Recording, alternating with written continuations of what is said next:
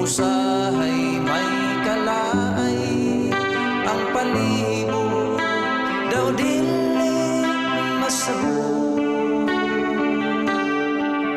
Sa kang Jesus lang makitaan ang imong gikinahanglan, ang kalipay kabuong ug katagbawan.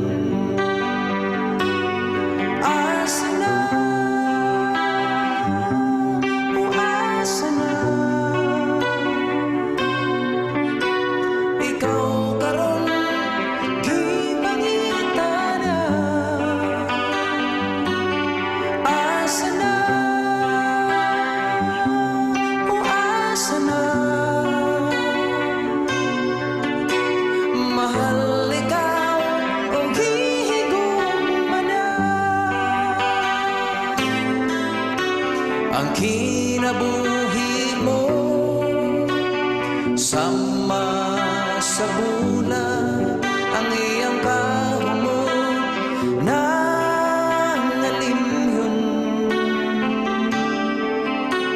Ang Diyos may katuyoan nimo nga ikaw makadani diha sa gugma.